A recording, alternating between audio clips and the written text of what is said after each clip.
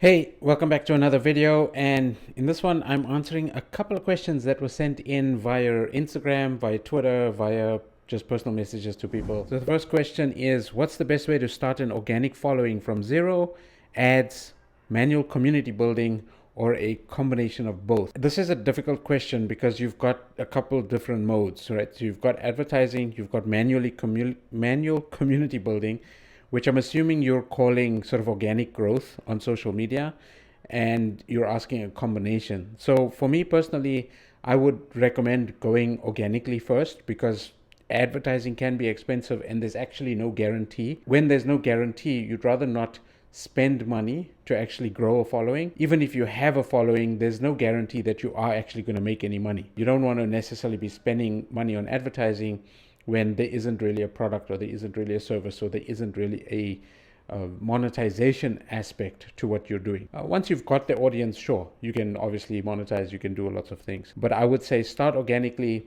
pick one platform that you want to go on, that you feel comfortable with, and just start producing content. Be consistent. And what are the best places to live and work in Thailand? This again is subjective. There are a lot of people in the digital nomad, freelancer, work from home space. For me personally, Bangkok gives me the best infrastructure.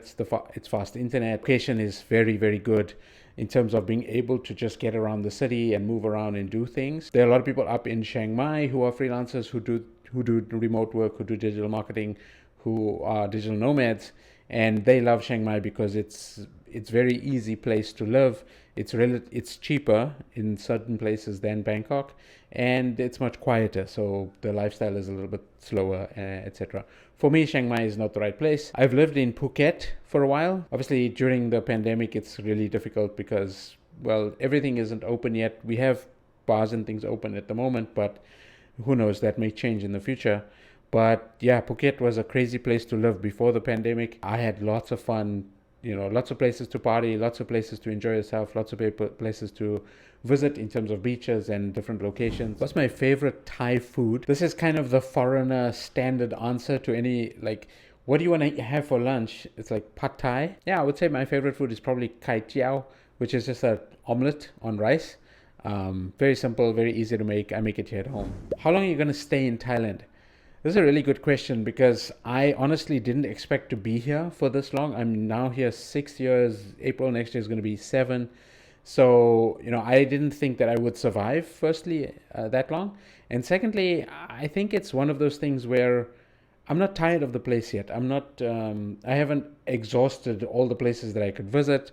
Obviously, there are hundreds of beaches around the country, hundreds of cities, hundreds of waterfalls, so many different locations to visit. And so staying in Thailand is definitely still on the cards in terms of long-term prospects. So I actually don't have an answer for this one. It's probably as long as I can. Where am I going next? Well, if I were to leave Thailand, I'd probably pick between the UK, Canada, or the US. Japan is also on my list of places to go to, but I'm not sure if I'll be able to live there long term. Honestly, those are kind of the 3 or 4 places that I would probably pick if I were to go next. Altaf says, as we get into our midlives, we realize we could have spent our early years in a better way.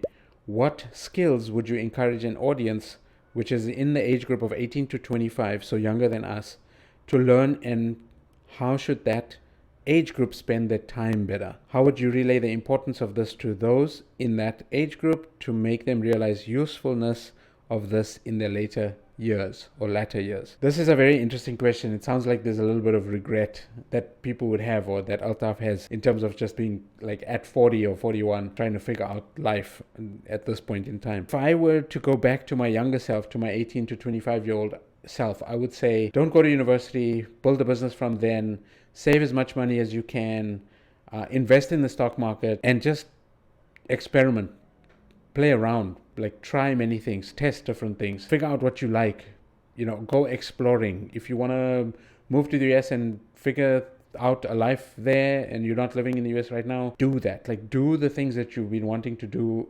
sooner than later. But that doesn't stop you if you are in the 40 years, midlives.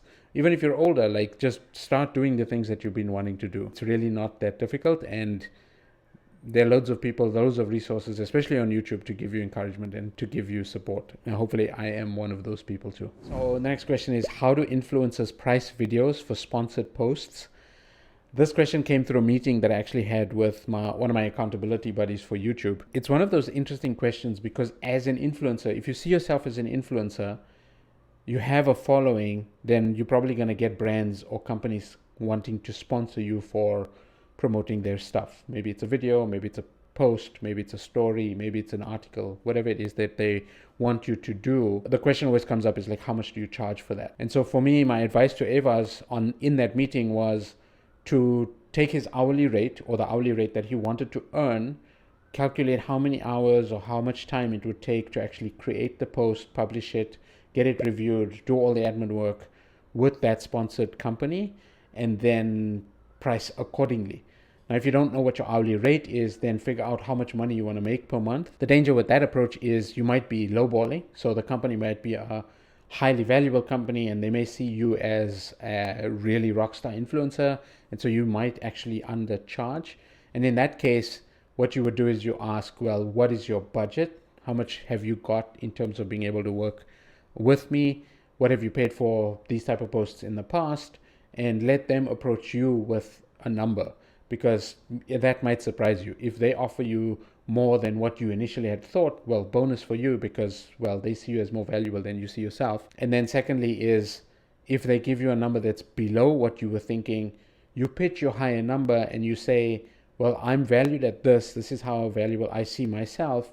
And that'll help you make a decision as to whether you want to work with them, and it'll help them make a decision as to whether they want to work with you. If they pony up the money, if you're more expensive than what they were thinking, then cool. Be prepared to lose the deal if you're not compatible in terms of pricing. How old was I when I decided to become an entrepreneur? I don't think becoming an entrepreneur was a thing when I was trying to figure out what I wanted to do. I always knew that I wanted to have a business. I worked a corporate job for a little while. So about 5 or 6 years, I worked a corporate job. And through those 6 years, I just knew that living a corporate life and having a boss all the time was just not for me. So I knew then that I wanted to do my own thing. I didn't really understand the word entrepreneur. I didn't quite see myself as an entrepreneur. I still kind of battle with that word a little bit, because entrepreneur to me means like huge success. How old was I? I think I knew when I was like 16, 18 years old that I wanted to have my own thing and do my own thing.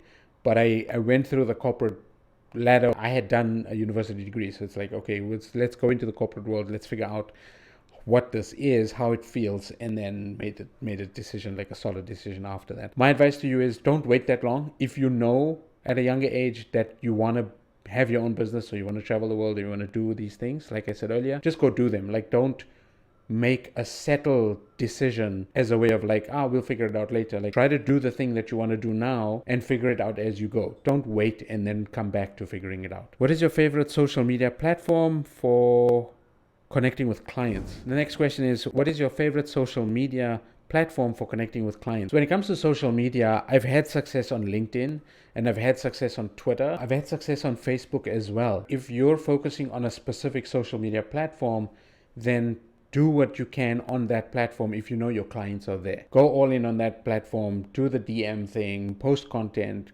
comment in people's feeds, do all of the things that you think is necessary. For me, my favorite social media platform at the moment is TikTok, but I'm really trying to build this YouTube channel because YouTube has a bit more evergreen and organic prospects to the platforms. The most fun right now is TikTok for me. I would say second is Instagram Reels and YouTube because of the long-term prospects. The next question is, how did I get started with my podcast? With content and making social media, podcasting is a tool to connect with people. That was one of the reasons why I started my podcast. And also, I just wanted to sort of figure out the technology. I wanted to figure out what was possible. I wanted to look at the platforms. I wanted to see how these things can be done. What are all the different apps? What are all the different tools that we can use to actually publish a podcast? It's not overly expensive to start a podcast. In fact, you could start a podcast for free on Anchor. I was like, let me get my podcast started because one, it gives me access to speak to interesting people. And two, it gives me a creative outlet. It gives me content. The next question is, how did I end up in Thailand? I asked this for another friend who moved countries because I'm fascinated by how brave people are in moving countries. Yeah, this is an interesting one. And whenever I tell people that I gave up my life in South Africa to move to Thailand, they see me as being brave. I'll blame Tim Ferriss for this. And Tim Ferriss talks about Thailand in his book, The 4-Hour Workweek. If you haven't read it, go check it out. It's a banger. It definitely changed the trajectory of my life. He spoke about Thailand so much: cheap cost of living, good people, lots of experiences to be had here, beautiful beaches, good internet. Like, he spoke about all of those things in the book. When I did the research, I confirmed that what he was saying was right. The thing that happened before I read the book was I made a bucket list after watching the movie The Bucket List. And on that list was 111 odd items. And when I reviewed my list a couple years after I had put it together, I found that 30% of the items or things that I wanted to do on my bucket list were travel locations. So Bangkok, Thailand wasn't on the list, but there were lots of destinations. There was San Francisco, there's London, there's Hong Kong, there's Singapore, there's Malaysia, all these different places that I want to visit. I realized that if I didn't make the move, if I didn't travel, then when am I going to do it? And then when I read Tim's book, I was like, oh, he makes it sound so easy. He makes it sound possible. And so based on following some of the things that he had mentioned in that book, I sold all my stuff. I researched the place. I found ways to buy cheap tickets. I did all of those things, and that made it easier. I think one of the other things that can help people overcome that fear, because on the other side of fear is bravery and courage. One of the things that you can use is pain. So for me, I was in a painful spot when I left South Africa, or when I made the decision to leave South Africa. I was going through kind of a rough patch in my relationship. I was married at the time. And so I was like, well, let's go figure out our life. Let's try to make our lives better. This is what I said to my ex-wife. And she opted not to go on the journey with me. And because I knew that it was something that I've been wanting to do, to travel for such a long time, and it wasn't on her list of goals, she would have been okay with holidays, but I wanted to leave. I wanted to visit and stay long term outside of South Africa. And we made the decision together to actually separate, to get divorced, so that allowed me to actually leave. So using pain, or using that sort of opposite end of like, what could your life be like if you made the change, or when you made the change, how would you feel? Those are some of the things that I would say you should use to make a decision, to help you make a decision. So those were all the questions. Of course, if you have more questions, put them in the comments, and hopefully I'll catch you on the next video. Bye for now.